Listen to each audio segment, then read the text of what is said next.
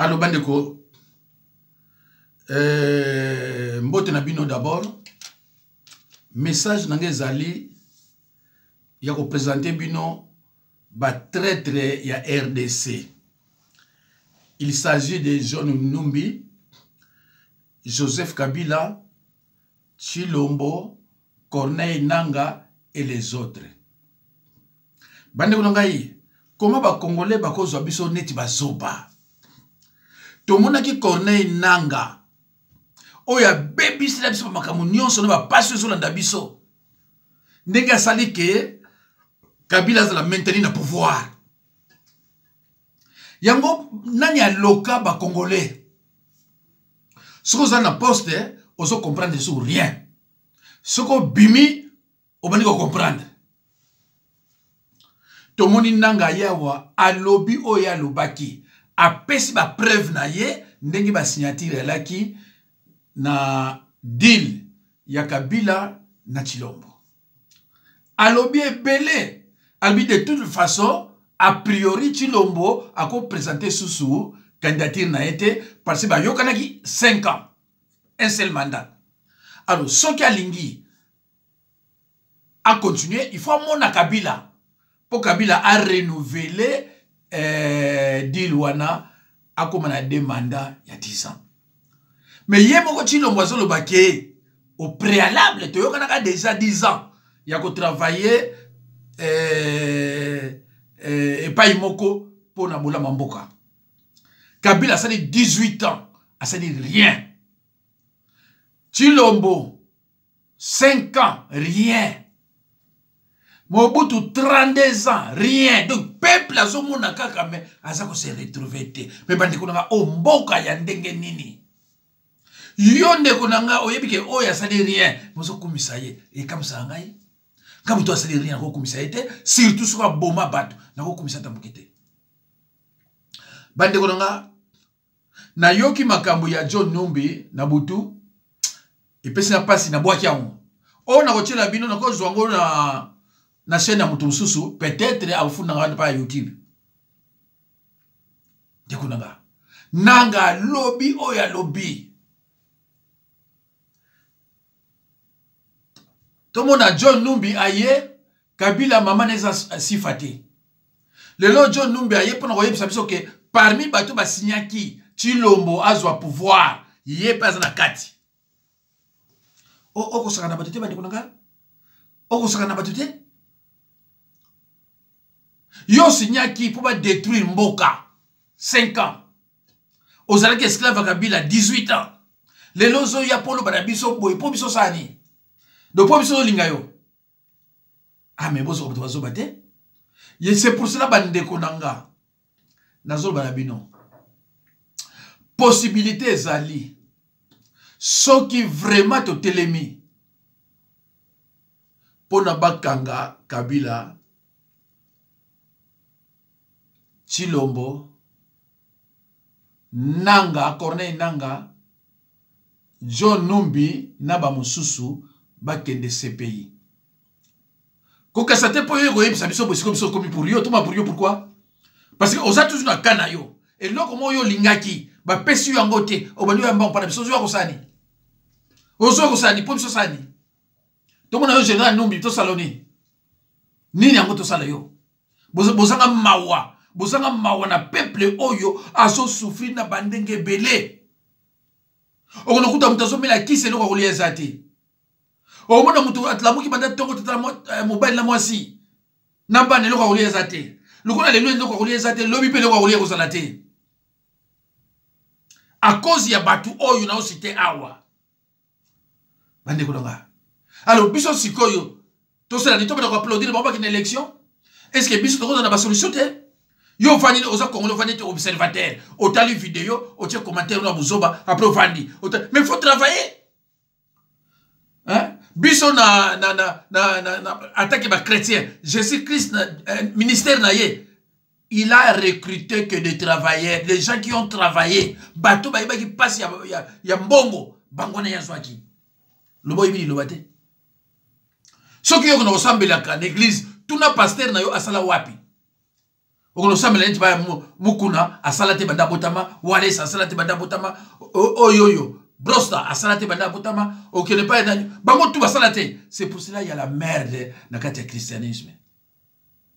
Tala biso mto travailla, ta on a simi Bible, il y a du sérieux. Pe muto zo landanga zo mona ke non, il y a du sérieux parce que na mesala ka na musala na ibaka ndengini na travailler. Omona ba facile ma uti mbushima ba imbango pu marabo na ko pasteur a travailler. Luka Bible ndeko na omona yango. Jésus-Christ a commencé a débuté son ministère par des gens qui travaillaient, des gens sérieux. À ceux qui va paraître que bateau va faire un andaku, mbalamoboya to banda ministère. Non, à Luka qui bateau va travailler, va pêcher, au ba yebike, n'a ko plonger pour n'ambisi, n'a ko kangaye, n'a ko tekaye, n'a sa famille nangaye.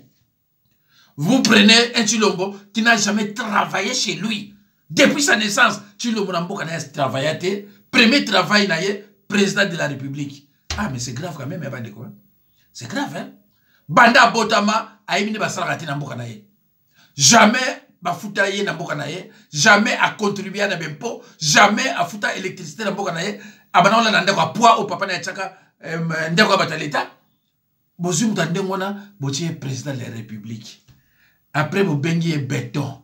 Yé mon père s'est na comme moi, bazo benganga béton.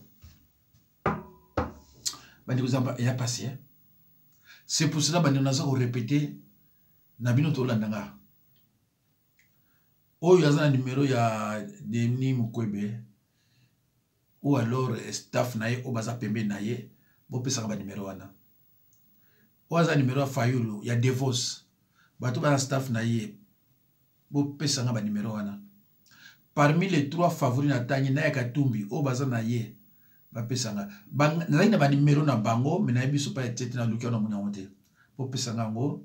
En tout cas, dans vos engagements, dans la nini téléphone sur le il a 1000 euros et ya. Nzamba ebile to futango. En tout cas, faut nous contacter ba moi. Faut nous contacter ba vous sauver si là. Soba okendeka boye.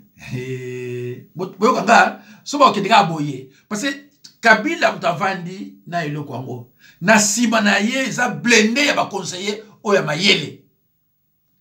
Salaboye, salaboye, salaboye, salaboye. Mais hors biso, tout ça peut na plan moko, mais ba minele ba ye. Pourquoi te? Je te dis bien. Si bon, on a peut-être que Kabila simi pouvoir boye, mais aye bisko ni ça la monte. Armée à Tchaki et Koko ya Malamoko. Mais quand on a autre la Fayulu, ah, nous autres la Mukwege, nous autres la Katumbi. Ah, mais comment ça se fait que Batou Oyo, parce que favori, mais parce que ma était. Hein? Bateau parce que favori, mais ma yele la moto ezate. Ma yele la wow, sagesse, ezate.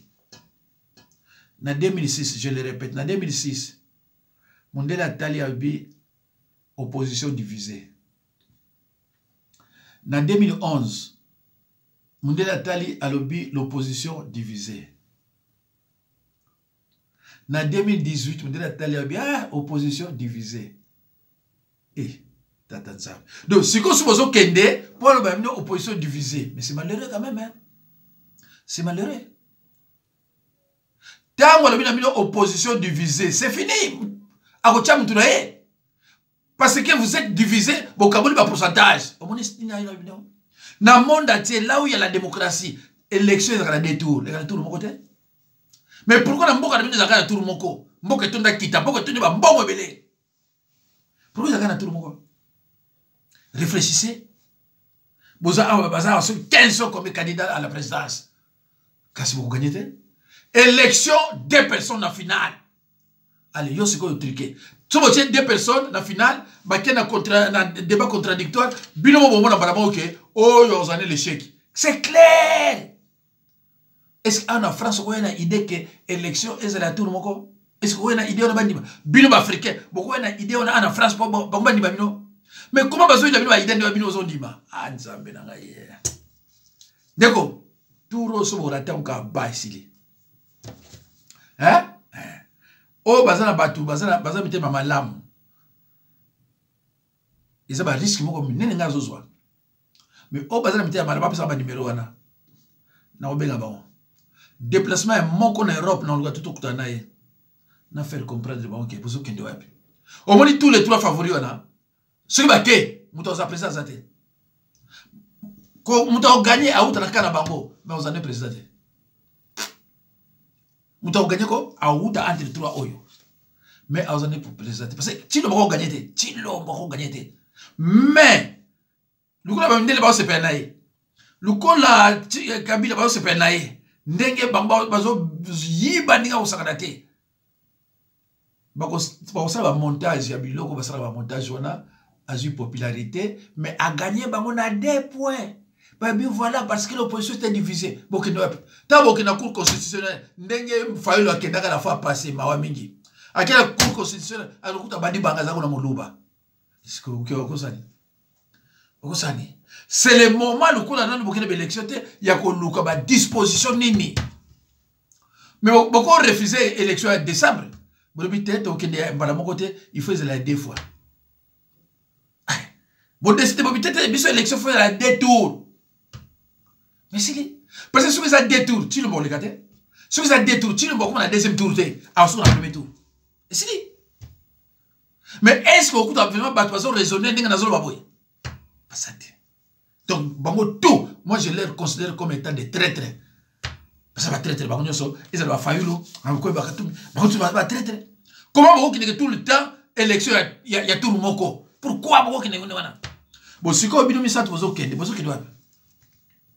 Pourquoi vous bimi sa mutumoko te? Mais bo bimi si mutumoko, mais na se ba tcheli bino, ba tumoko ba une opposition, ba zaba en opposition te, ba une opposition, ba lo toujours opposition divisée. C'est le lot qu'on va gagner et ça ka 2 tours. C'est tout. Après la détour, on a to yebi ni to ko sala poto coincer bango. Bani ganate. To bité, nous quoi biso so ba congolais to kila la bonne. Ah so za congolais di bani to kila. So on dimi au poli. So on dimi oh wala biso so ngo po ba au poli, OK? Mais ça c'est là bien pour la congolais. So za congolais, ça c'est là quoi bien. Ah bozo kende na élection à tout le moko. Bon, na tela bino ngo mena aussi ça moté hein. Na au kata ngo passer ça ne m'intéresse pas. Ba bozo ba ya boye. Devant ces plans machiavéliques, forgés dans le sombre salon de les ennemis de la RDC, une paix des braves s'érigeait devant nous comme la seule solution salutaire pour épargner le pays de l'hécatombe planifiée. Cette paix des braves s'est matérialisée par un accord dont la majorité des acteurs sont encore vivants, à l'exception des généraux disparus Delphin Kaïbi et Tim Mukonto. Paix à leur âme. L'opinion tant nationale qu'internationale retiendra que l'enjeu exclusif qui avait motivé la signature de cet accord, c'est l'alternance pacifique entre un président entrant et un président sortant sans effusion de sang, comme cela a toujours été le cas depuis l'indépendance. Force est de constater que cet acquis indéniable est malheureusement mis à mal gravement par Félix Antoine Tshisekedi, qui en était le plus grand bénéficiaire. En effet, dès la prise du pouvoir, le nouveau président a commencé à déboulonner, selon ses propres termes, les systèmes qu'il a mis au pouvoir en dépit des prescrits de la Constitution. Son pouvoir a été caractérisé par des antivaleurs et des mots qui, aujourd'hui, mettent en péril l'unité du pays. Je cite: la corruption institutionnalisée, les tribalismes à outrance, la prédation des richesses du pays en détruisant le cycle de la croissance économique dont tous les agrégats macroéconomiques étaient favorablement ouverts au début de son mandat. L'instrumentalisation et la tribalisation de la justice, les assassinats politiques, ainsi que le crime d'État dans le Katanga et dans l'Est de la République. La paralysation et la caporalisation du Parlement, symbole de la démocratie. L'affaiblissement de l'armée et du système de défense par les tribalismes et les traitements à la tête du client.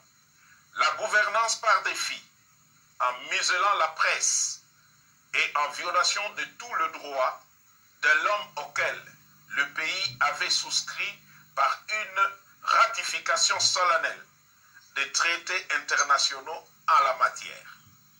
Pour preuve, l'arrogance et menaces publiques dans les discours au Kasaï et à l'étranger à l'encontre des opposants politiques. La mort de l'opposant Chérubin Okende est tout sauf un hasard. Le non-respect des accords nationaux, régionaux et j'en passe. Au dernier sommet de l'ONU, Fachi a raté l'occasion de se taire à 3 mois de la fin de son mandat.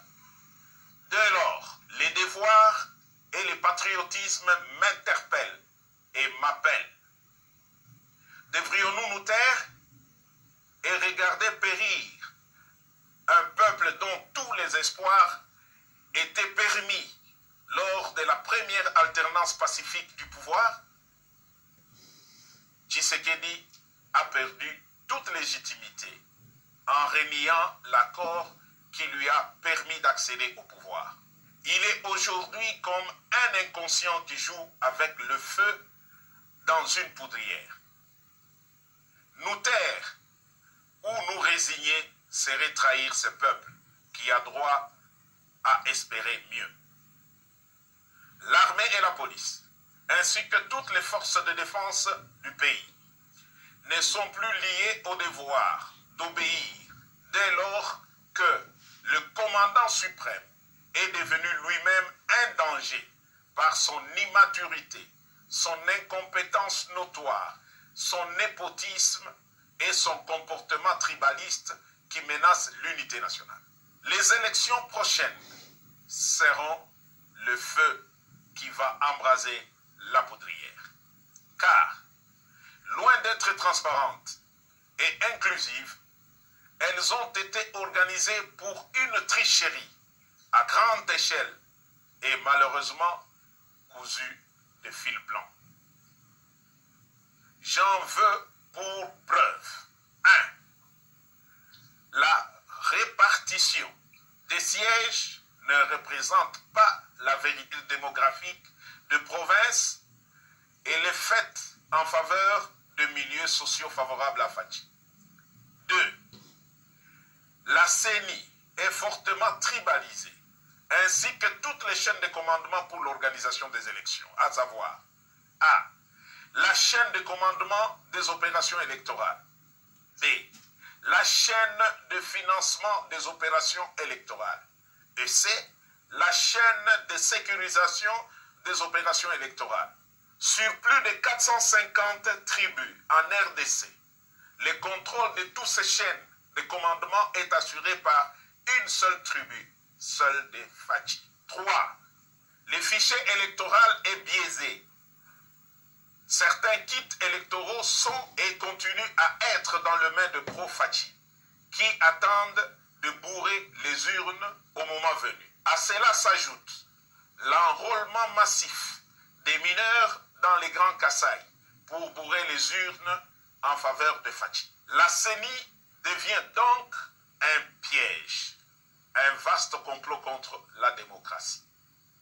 Je répète, la CENI devient un piège et un vaste complot contre la démocratie. Il est donc impensable que des politiciens veuillent participer à de telles élections pour légitimer un pouvoir qui conduit le pays tout droit vers son implosion.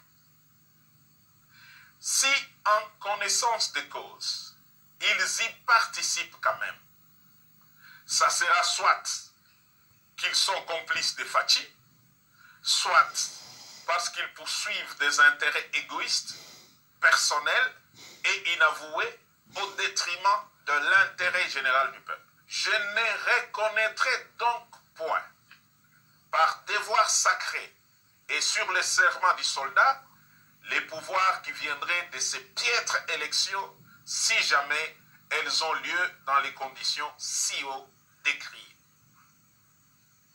Fachi, après avoir craché sur tous ceux qui ont milité pour son pouvoir, n'a ni droit de se représenter, encore moins de conduire l'indispensable transition pour créer un bon climat propice aux élections dignes de confiance et source de légitimité politique.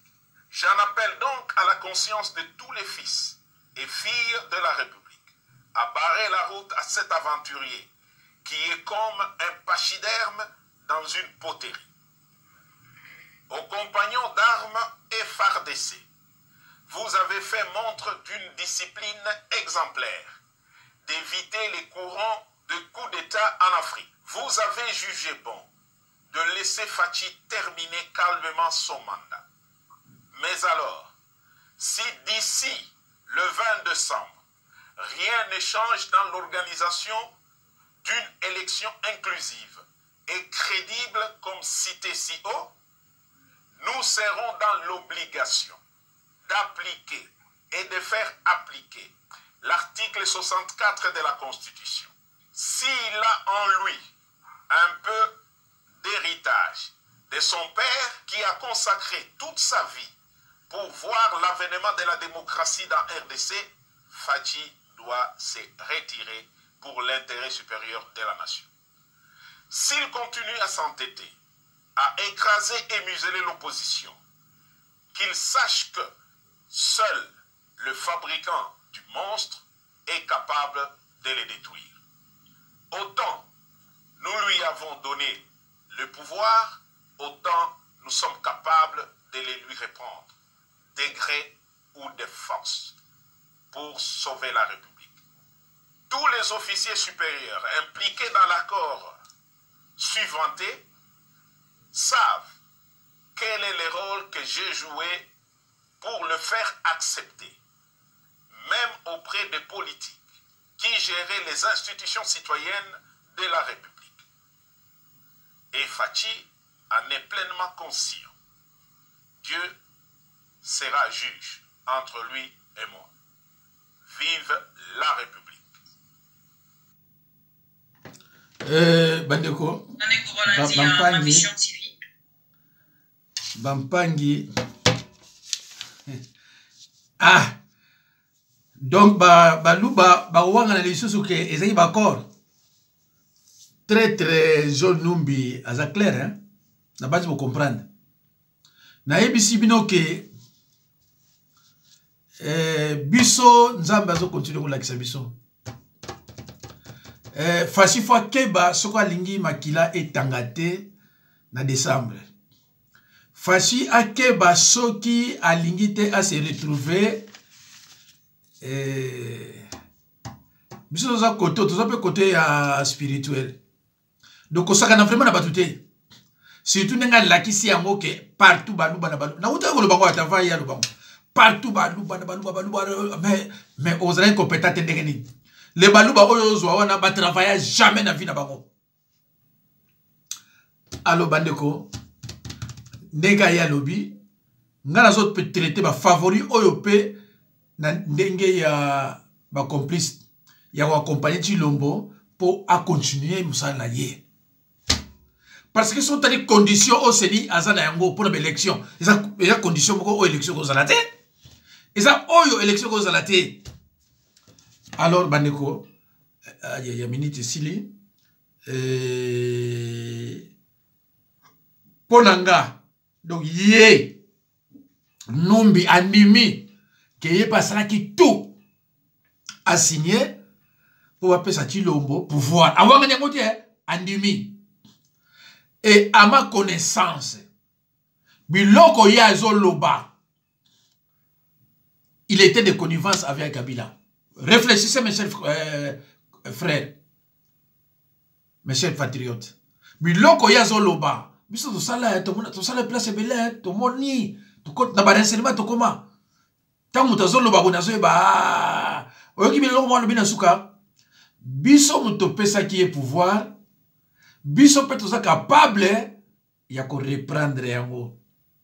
Alors naza kozela FCC apesa candidat na ye ntango bakoclotire ke moto akokota lisusu te nakoleka mpo naloba na bino bandeko na nga basakanaka na peuple boye te atako peuple asala bino so likambo nini bandeko na ngai basataniste oyo bazodirige bafrance baétats-unis banini bazosala tout peuple bango azala bien oyo ya biso basataniste soki batieka wana akomi sataniste akomi contre peuple mais mawa mingi bandeko na nga kende na RDC okino mona nde bato bazosouffrir kende na Kasai omona bato nde bazosouffrir oloba mais non c'est pas possible kende na Kinshasa oloba mais pays oyo eza géré na bato oyo baza normal to baza normal te bazoka baministre soki 35 sont combien les ministres ne travaillent pas les sénateurs ne travaillent pas les députés ne travaillent pas mais finalement bazokende pourquoi Éthiopie échange pour la nini parce que tout le monde travaille. Tout le monde a beaucoup de la richesse, mais les gens mangent. Mais pas na biso, kolia et ça luxe. Au moins, tout ça maman s'est raté, papa s'est raté. Bah comment habiter ma paix? Bah comment dire escroc? Vérité, c'est la bonté parce que Passi est débordé.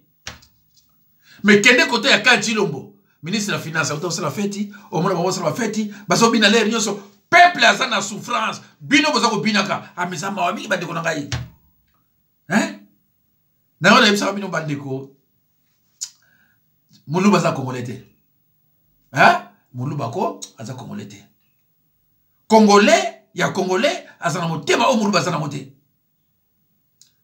peuple na yozo mona pasi yozo la fête zo bina na tila bino ko directement si vous avez tante parce que il faut na pesa na enseignement biblique nasala ombango comme ça na kota lobiso na zoata na kosala mo lo mo biso mais je ne pense pas tala oliso même 3 minutes hein. Vous avez promis de dire une certaine vérité à la presse le 7 septembre. S'agit-il de quelle vérité? Revenons-en un peu sur la question du M23. Le M23, c'est une fabrique du chef de l'État. C'est lui qui les a déterrés alors qu'ils étaient déjà défaits. C'est lui qui les a amenés à Kinshasa. Il a pris des engagements avec eux et alors il n'a pas respecté comme il en a l'habitude. Il n'a pas respecté les promesses qu'il leur a faites et voici que ça a tourné à la vinaigre. Non, le président ment. Il ne dit pas la vérité à la population congolaise. Et à chaque fois, il veut tourner les choses en faisant comme si c'était un problème. Alors, dans le président ne dit pas la vérité à la population congolaise. Mais Banabanomaki. Banabasaki tout banomé. Nous banangate. Hein? Bon, on n'y a pas traité là, hein? Voilà. Dans la traite, nous sommes Boyo Kadinga Zoloba.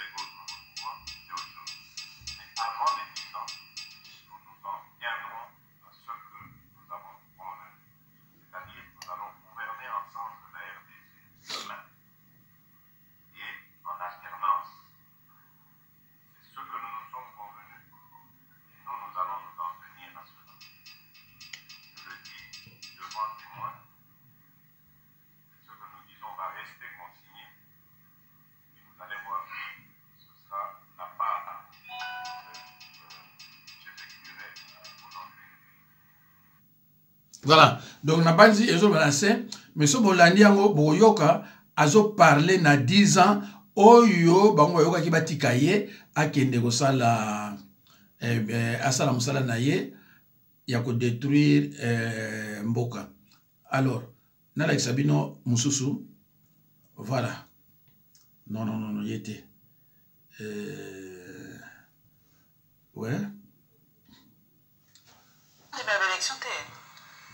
Non, il n'y aura pas d'élection. Il n'organisera pas d'élection parce qu'il va perdre. Donc, Nene Kagame il va perdre. Quand je suis sorti de prison, j'ai fait une émission là. J'ai dit aux gens, vous voyez quand tu sais que dans Jules Bokondi, dans Jules Bokondi, pourtant dans Kabylie Bokondi, la seule là, comme militaire PPD, je n'ai pas été d'accord avec Kabila. Dis-le-nous, je ne serai jamais d'accord avec Kabila. C'est la nomination de Félix Tshisekedi. Je n'ai pas su voter, je l'ai dit. Martin Fayulu a gagné les élections, je l'ai dit. Je n'ai jamais mâché les mots et je ne mâcherai jamais les mots. Ils ont essayé de me faire signer des papiers, me donner pour que je dise plus ces histoires-là. Je les redirai jusqu'à ma mort. Félix Antoine Tshisekedi Tshilombo n'a jamais gagné les élections. Maintenant, tant que Kagame, le président de l'Union africaine, a eu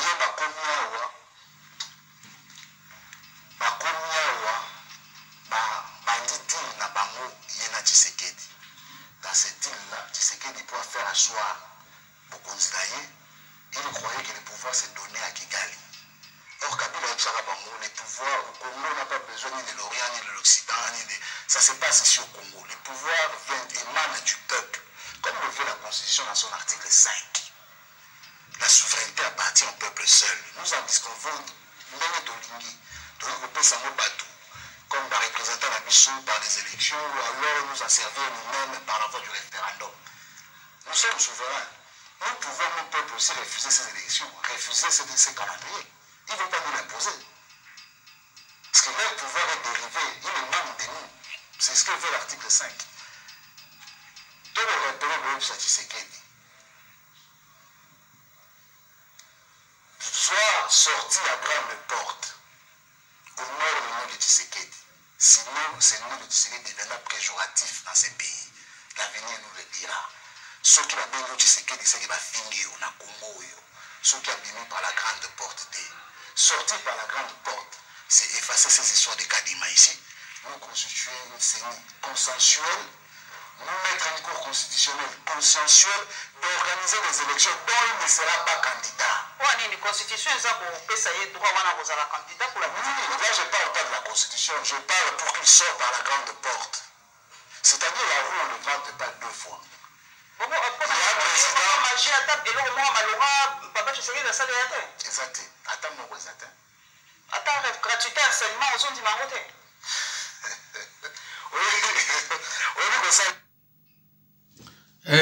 Abima na porte ya munene sinoté pouvoir les okende.